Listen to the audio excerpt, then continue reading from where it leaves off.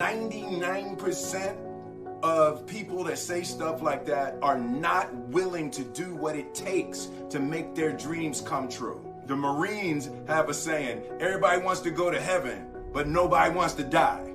And that's just real. At the center of bringing any dream into fruition is self-discipline. I believe that self-discipline is the definition of self-love. That when you say that you love yourself, that means that you have behavior towards yourself that is loving. You know, something as simple as food and eating, it's not about your body as much as it is about your mind. It's getting command of your mind to be able to choose actions that are in your own best interest. You cannot win the war against the world if you can't win the war against your own mind. Every day we are choosing it's not in our own best interest, right? So if the world is attacking you and the world wants to fight you and the world's trying to hold you down, so you're going to kick yourself in the balls? So you're going to stop yourself from getting what you dream.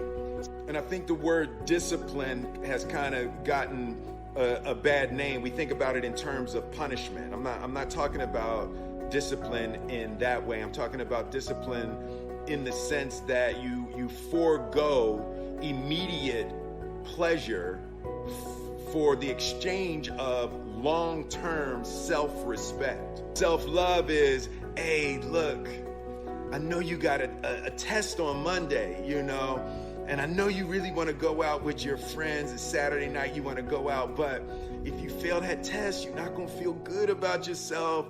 You know, I love you too much to let you go out tonight. Self-discipline is self-love. If you want to be happy, you have to love yourself, which means you have to discipline your behavior. The road to sustained happiness is through disciplining your behavior. This is what I believe, and I'm willing to die for it. Period. It's that simple. I know who I am, and I know what I believe. I know who I am, I know what I believe. That's all I need to know. And that's all I need to know. So from there, you do what you need to do. It starts right here. If I don't believe nothing, if I don't believe it, then nobody will. Nobody will believe it. I think that there's a certain delusional quality that all successful people have to have. You have to believe that something different than what has happened for the last 50 million years of history. You have to believe that something different can happen. It's almost a kind of innocence. I don't want to be an icon. I want to be an idea. You know, I want to represent an idea. I want to represent possibilities. I want to represent magic, right? That you're in a universe and 2 + 2 = 4. 2 + 2 only equals 4 if you accept that 2 + 2 = 4.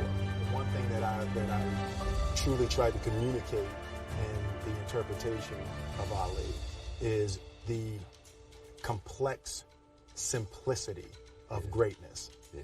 And how greatness is not this wonderful, esoteric, elusive, God-like feature that only the special among us will ever taste. You know, it's something that truly exists in all of us, you know. And I think what happens is we make the situation more complex. You know, the normal among us, make it more complex than it has to be. Because we're looking for complexity. There's got to be something complex to understand. It can't be that easy. No, it can't be that easy. Fundamental in that big. Like there's a redemptive power that making a choice has, you know, rather than feeling like you're at effect to all the things that are happening. Make a choice. Like, you just decide what it's going to be, who you're going to be, how you're going to do it. Just decide.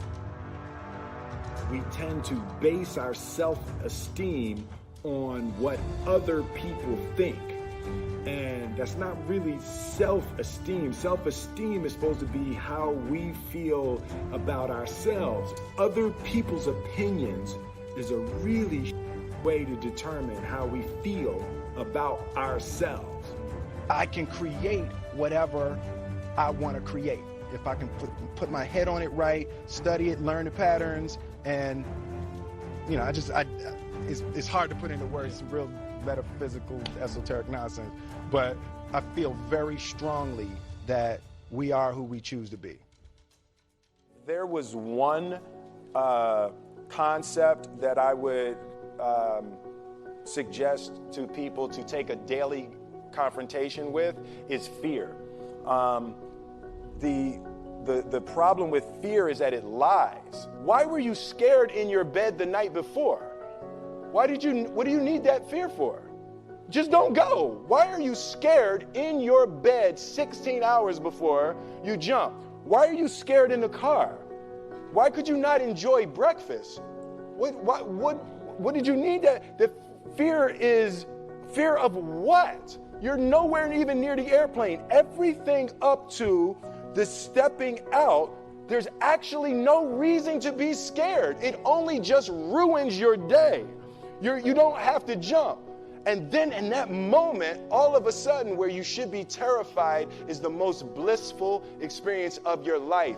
And God placed the best things in life on the other side of terror. On the other side of your maximum fear are all of the best things in life. You realize that the point of maximum danger is the point of minimum fear. You can't be scared to die for the truth. The truth is the only thing that's ever going to be constant. And you can't fear what might happen to you if you were to tell the truth. Because what happens to you if you don't tell the truth is worse than telling the truth will ever be. You don't try to build a wall. You don't set out to build a wall. You don't say, I'm going to build the biggest, baddest, greatest wall that's ever been built. You don't start there. You say, I'm going to lay this brick as perfectly as a brick can be laid. There will not be one brick on the face of the earth that's going to be laid better than this brick that I'm going to lay in this next 10 minutes. And you do that every single day, and soon you have a wall. And I think psychologically, the advantage that gives me over a lot of people that I have been in competition with in different situations is it's difficult to take the first step when you look how big the task is.